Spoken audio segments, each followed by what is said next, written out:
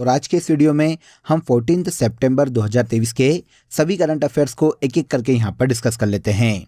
Video में and तक बने रहिएगा। वीडियो पसंद आए तो वीडियो को लाइक और शेयर कर दीजिएगा।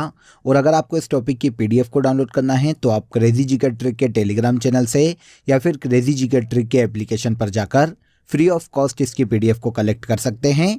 वहां पर जाकर आप इसे ले सकते हैं। आइए आज के करंट अफेयर का सबसे पहला क्वेश्चन देखिए।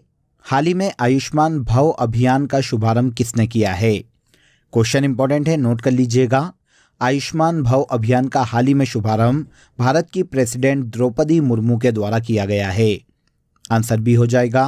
द्रौपदी मुर्मू जो कि भारत की प्रेसिडेंट है फ्रेंड्स, इन्होंने हाल ही में 13 सितंबर 2023 को आयुष्मान भव अभियान का वर्चुअली इनॉग्रेशन किया है।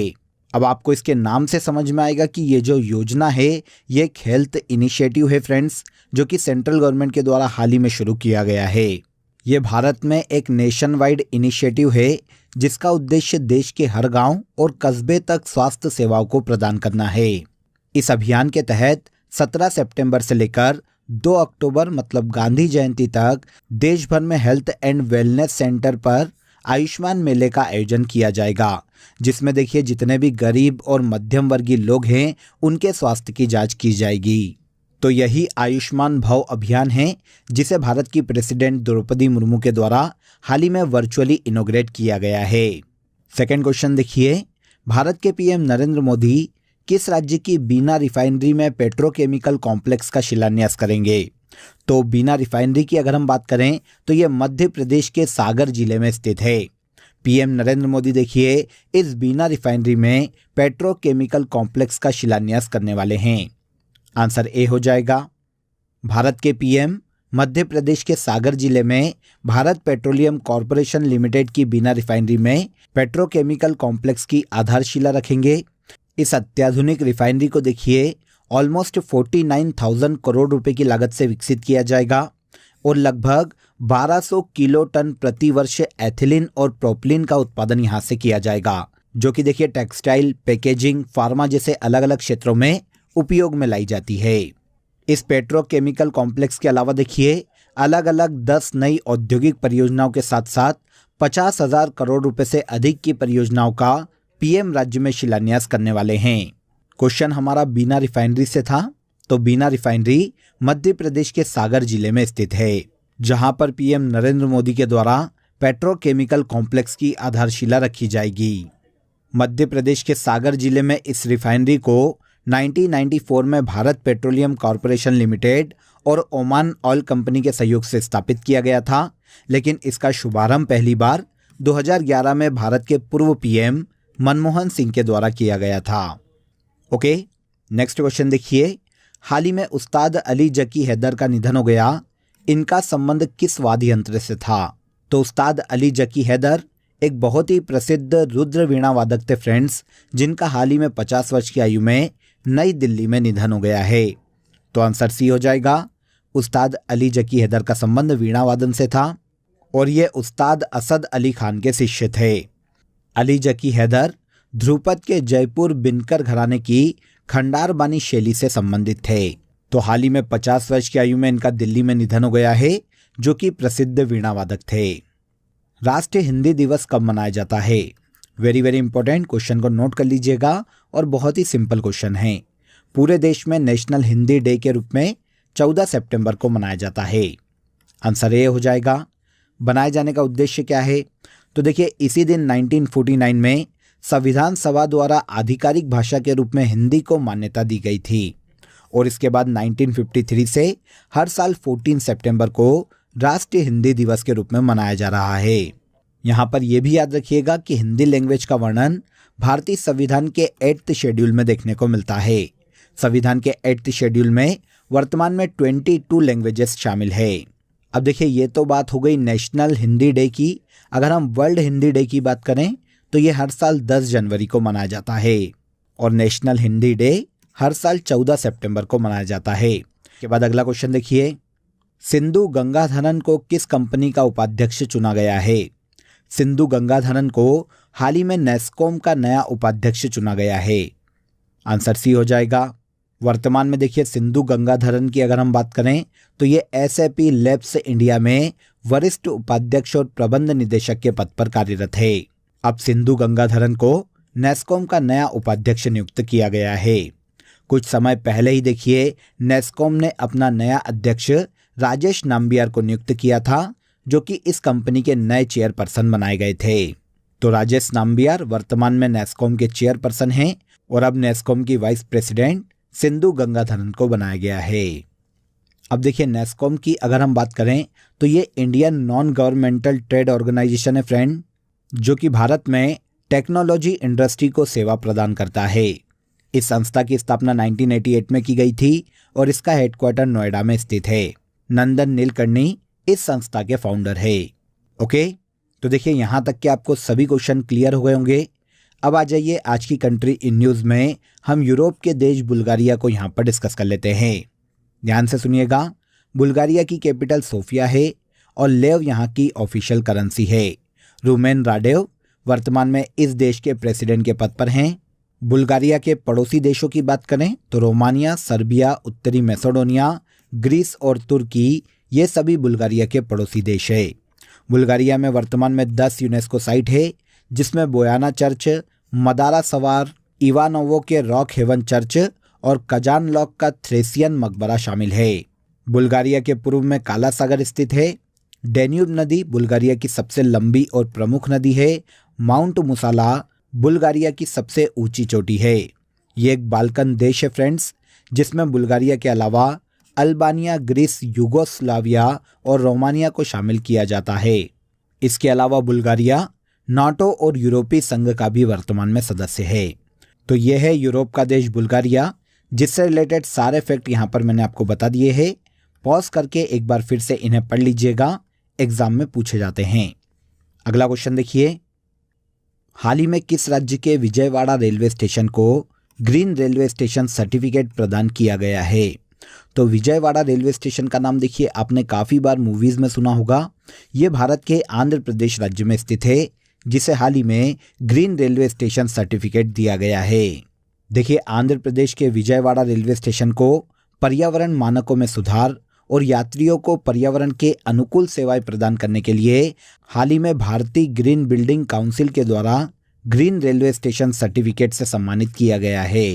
यह जो पुरस्कार है विजयवाड़ा रेलवे स्टेशन को बेहतर जल संरक्षण प्रणाली, इसके अलावा वेस्ट मैनेजमेंट, ऊर्जा दक्षता को बढ़ावा देने के लिए जीवाश्म ईंधन के कम उपयोग के लिए प्रदान किया गया है। तो विजयवाड़ा रेलवे स्टेशन भारत के आंध्र प्रदेश राज्य में स्थित है, जिसे हाल ही में ग्रीन रेलवे स्टेशन सर्टिफिकेट प्रदान किया गया है। अब देखिए ग्रीन रेलवे स्टेशन रेटिंग की अगर हम बात करें तो ये एक स्वैच्छिक पहल है फ्रेंड्स, जिसका उद्देश्य रेलवे स्टेशनों पर ग्रीन कॉन्सेप्ट को बढ़ावा देना है। आगे आइए, हाल ही में किसे फैशन ब्रांड W का ब्रांड एम्बेसडर बनाया गया है?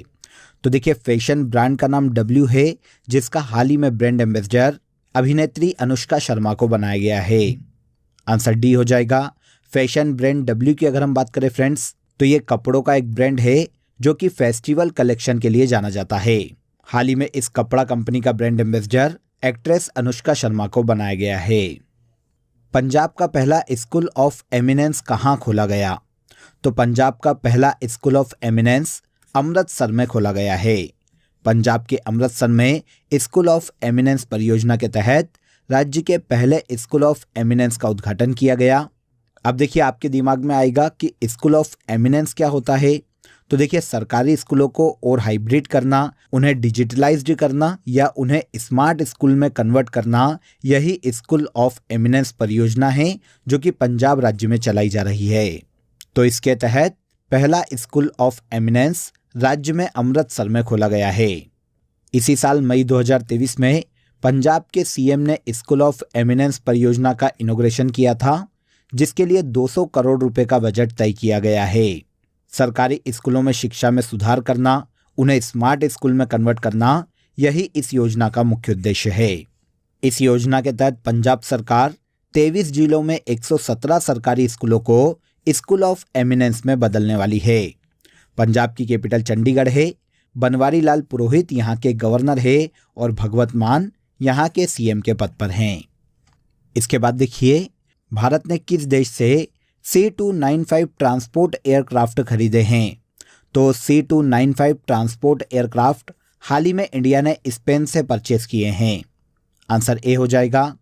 भारतीय वायुसेना अध्यक्ष air chief marshal VR Chaudhary देखिए हाल ही में C295 ट्रांसपोर्ट एयरक्राफ्ट लेने के लिए स्पेन के लिए रवाना हुए हैं। देखिए इस एयरक्राफ्ट की बात करें तो आपको नाम से समझ में आएगा। देखिए एयरक्राफ्ट है, पहली चीज़ तो ये ट्रांसपोर्ट के लिए यूज़ किए जाने वाले हैं। सैनिकों के उपयोग की चीज़ें या फिर जितने भी सैन्य उपकरण हैं उन्हें लाने ले जाने के लिए किसी भी स्थान पर इस एयरक्राफ्ट का यूज़ किया जाने वाला है। C295 ट्रांसपोर्ट एयरक्राफ्ट मजबूत और भरोसेमंद होने के साथ साथ देखिए स्ट्रेटेजिक ट्रांसपोर्ट एयरक्राफ्ट है जो कई अलग अलग मिशनों को पूरा कर सकते हैं। भारतीय वायुसेना के लिए SA-56 एयरक्राफ्ट के लिए भारत की डिफेंस मिनिस्ट्री और स्पेन के एयरबस डिफेंस एंड स्पेस के मध्य में समझौता हुआ था। इन 56 एयरक्राफ्ट में से देखिए 16 तो स्पेन में बने हैं जिन्हें भारत लाया जा रहा है, और इसके अलावा 40 जो एयरक्राफ्ट हैं उन्हें गुजरात के वडोदरा में टाटा और एयरबस के संयुक्त जो संयंत्र है वहां पर निर्मित किया जाएगा। सैन्य उपकरणों के ट्रांसपोर्टेशन के लिए इस एयरक्राफ्ट का यूज किया जाने वाला है। तो भारत की defence ministry C295 transport aircraft को स्पेन से खरीद रही है। इसके बाद आज के करंट अफेयर का सबसे लास्ट क्वेश्चन देखिए, अंतर्राष्ट्रीय बांध सुरक्षा सम्मेलन का आयोजन कहाँ किया जा रहा है? तो अंतर्राष्ट्रीय बांध सुरक्षा सम्मेलन का आयोजन राजस्थान राज्य में किया जा रहा है। भारत के वाइस प्रेसिडेंट जगदीप धनखड़ राजस्थान के जयपुर में अंतर्राष्ट्रीय बांध सुरक्षा सम्मेलन का इनॉग्रेशन करेंगे, और इस सम्मेलन में बांध सुरक्षा और उसके मैनेजमेंट पर चर्चा की जाने वाली है, जिसमें 15 देशों के साथ साथ अन्य राज्यों के जो विशेषज्ञ हैं बांध के वो भी सम्मिलित होने वाले हैं। देखिए भारत के जल शक्ति मिनिस्ट्री के अनुसार भारत में वर्तमान में 6000 बांध है, और भारत विश्व में बांधों की संख्या के मामले में विश्व में तीसरे स्थान पर है। तो इन बांधों की सुरक्षा पर चर्चा करने के लिए अंतर्राष्ट्रीय बांध सुरक्षा सम्मेलन का आयोजन राजस्थान के जयपुर में किया जाएगा। क्लियर? तो यहाँ पर देखिए हमने 14 सितंबर के सभी करंट अफेयर्स को डिटेल में समझ लिया। अब आ जाइए आज की फैक्ट शीट में हम वर्ल्ड की इंटरनेशनल बाउंड्रीज को डिस्कस कर लेते हैं कि किस देश की बाउंड्री को किस नाम से जाना जाता है। तो इंडिया और चाइना की बाउंड्री को मैकमोहन रेखा कहा जाता है। इंडिया और पाकिस्तान की बाउंड्री को रेड क्लिफ रेखा कहा जाता है। जर्मन और पोलैंड की बाउंड्री को हिंडनबर्ग लाइन कहा जाता है। उत्तर कोरिया और दक्षिण कोरिया की जो बाउंड्री है वो 38वीं समानांतर रेखा के नाम से जानी जाती है। ये विश्व की सबसे अशांत सीमा रेखा कहलाती है। जर्मनी और फ्रांस के मध्य में मैगिनॉट लाइन है। USA और कनाडा के मध्य में 49 समानांतर रेखा है। इसके बाद रूस और फिनलैंड की जो बाउंड्री है वो मेन रहीम रेखा के नाम से जानी जाती है, और पाकिस्तान और अफगानिस्तान के मध्य की बाउंड्री ड्यूरेंड रेखा के नाम से जानी जाती है। यहाँ पर इंडिया और अफगानिस्तान के मध्य की रेखा को भी ड्यूरेंड रेखा ही कहा जाता है, क्योंकि ये बाउंड्री भारत और पाकिस्तान से टच होती है। पहले पाकिस्तान भारत का हिस्सा था। क्लियर? तो यहाँ पर देखिए हमने इंटरनेशनल बाउंड्रीज को डिस्कस किया। अब आ जाइए लास्ट डे के सेशन में जो करंट अफेयर हमने डिटेल में समझे थे उसे हम एक बार यहाँ पर रिवाइज कर लेते हैं। FIBA basketball world cup 2023 Germany ने जीता है। वनडे क्रिकेट में दुनिया में सबसे तेज 13,000 रन विराट कोहली ने बनाए हैं। इंडियन ग्रैंड प्रिक्स 5 में भाला फेंक प्रतियोगिता में किशोर जेना ने गोल्ड मेडल अपने नाम किया है।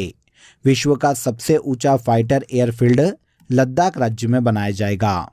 राष्ट्रीय वन शहीद दिवस 2023 की थीम की बात करें तो फॉरेस्ट और हेल्थ है। किस देश की महिला क्रिकेट खिलाड़ी अर्लिन केली को अगस्त माह का ICC महिला प्लेयर ऑफ द मंथ चुना गया है? तो अर्लिन केली आयरलैंड की महिला क्रिकेट खिलाड़ी है। कलेगनार महिला पात्रता योजना तमिलनाडु राज्य की है। आगे आइए, हाल ही में मरीन सैंड वॉच UNEP के द्वारा लॉन्च किया गया है। डेनिस ऑस्टिन का हाल ही में निधन हो गया, जो कि देखिए माइक्रोसॉफ्ट कंपनी से संबंधित है। हाल ही में देखिए अमेरिका के शहर लुइसविले के द्वारा 3 सितंबर को सनातन धर्म दिवस मनाए जाने की घोषणा की गई है। तो ये सभी ऐसे करंट अफेयर हैं जिन्हें हमने लास्ट डे के सेशन में डिटेल में समझा था। अब आज के लिए आप सभी के लिए क्वेश्चन ऑफ द डे है, अंतर्राष्ट्रीय संस्थान यूनेस्को का मुख्यालय कहाँ स्थित है? क्वेश्चन इंपॉर्टेंट है कमेंट में ज़रूर बताइएगा कि इस क्वेश्चन का आंसर क्या है।